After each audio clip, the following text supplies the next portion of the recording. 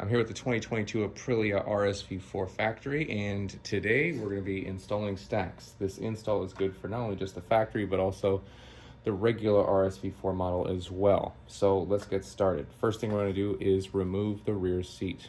To remove the rear seat, you're going to apply your key to the hole here on the side, turn it, pull up, and pull forward, just like that. Now you're going to remove the rider seat itself, which is a 4 Allen wrench. Get in there, and well, maybe yours won't be this tight. Mine is. So either get a wrench on top of this thing, which I'll show you guys here. Get a wrench on top here, or like that, and you can break it loose easily like that if you don't have a proper set of Allen wrenches, which I don't at the moment. Now that both of those bolts are out, the seat will pull up and pull out. Now we're going to move the sides of your bike to this panel here. This panel needs to be removed. This is also a number 4 Allen. This will pull out pretty easily, and so will this. There's also another bolt down here you need to pull out, also number 4, before this panel can come out. It has some tabs that are plastic, so be careful. So when you're holding it, pull it back, and it should come out just like that. Do that for both sides. Now we're going to remove 3 major tank bolts. First is the front here, and 2 at the rear there and there. The back ones are number 4. The front one is larger. Let's see what that number is. I'll put a number 5 in here and see if that's it. Yes, it is number 5, so 4 and 5. Once you remove all the bolts, you'll see that the tank is extremely easy to move now. It's not really anything keeping it in there. So first thing we'll do is remove this clip from the harness here, or sorry, this clip from the sensor here, this clip and this clip. So remove all 3 of those clips so we can remove the back of the tank off of here, because this is holding this in, and then we'll have to remove a couple of fuel lines. So these 2 lines here, these are breather lines. You're going to have to remove these from the tank. One, just kind of pull off the pliers like this, like you see here, comes right off. This one, you can remove this down and then just pull this whole thing off like that. Those 2 are now removed.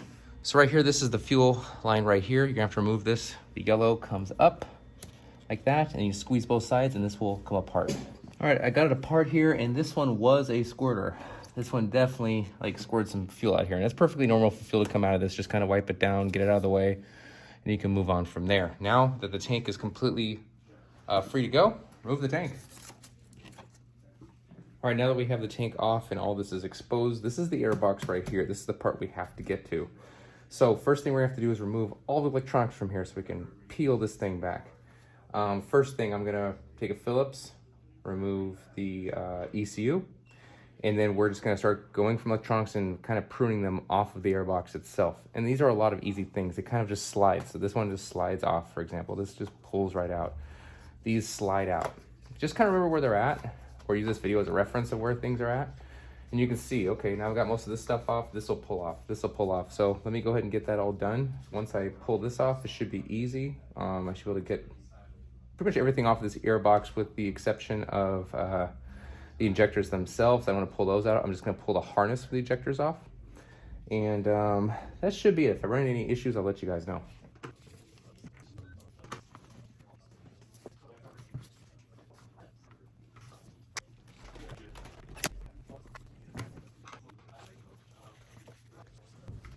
All right, so when you guys got this to this point, just remember that the upper injector is gray, brown, and the bottom injector is green and black. Just a note there for you guys when you're putting it all back together. So a thing to note here on these connectors right here, I typically just kind of ran this through here and took the spring out of the side of it. Usually you just kind of push on a spring back here and it releases the entire sensor, or connector, sorry. But here I had to take a flathead and kind of pry that out on both sides, and it pulls right out. Super easy. Just 4 injectors here, so nothing crazy. So after you remove all the electronics off of here, you'll have one thing, which is the fuel feed line for the upper injector rails, or the front forward-facing injector rails right here.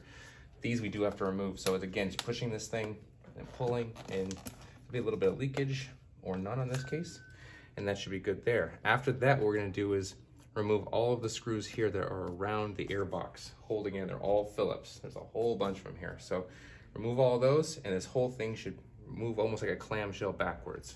All right, now we got all the bolts off here. What we're gonna do is remove this almost like a clamshell. Just move it like that. Move it back, and now you have access to the actual air box and the stacks themselves. You can see the stock stacks here, and I'll kind of go over the benefits here in a second of what we're doing. So what we're gonna do is remove all the stacks here. All right, now you got your 4 Allen wrench here. We're gonna go ahead, or Allen, and start removing the stacks. There's gonna be 2 bolts for each stack, and there's 4 stacks, so 8 bolts total.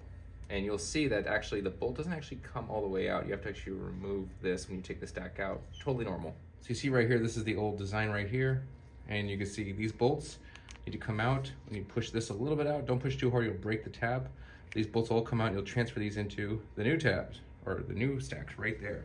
And you can see on the stacks here what we did is, it's a pretty simple design. We just covered the entire bottom of the air box to designate airflow to all cylinders evenly. So this kind of fits right in here. This fits right in here. And you can see on the ram air right here, and the way the top of the clamshell is, this directs all the air evenly. We even made it where the air can't get trapped in the corners. It's just a nice round place to get stuck in those. It's perfect. Adds about, I'd say about 4 horsepower with no tuning.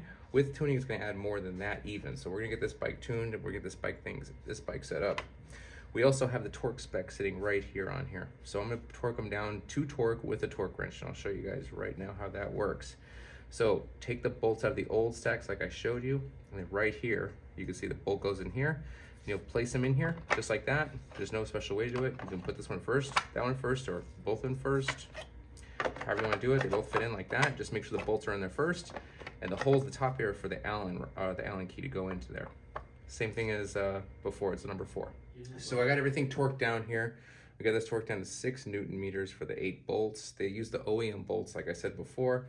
Very easy to get into here, and everything fits like a puzzle. It's nice, it's easy to work with. I used a torque wrench for the exact specs for the 6 Newton meters of force. And once you pile it in there, you can put everything back together, and she's ready to go. I would, however, recommend some kind of fueling changes. However, just leaving these stacks in here should have about 4 horsepower without tuning. With tuning, be more, a lot more. Well, not crazy amounts, but more than 4. So I would recommend the BT Moto Flash with the BT Moto stacks, and that's gonna do it, guys.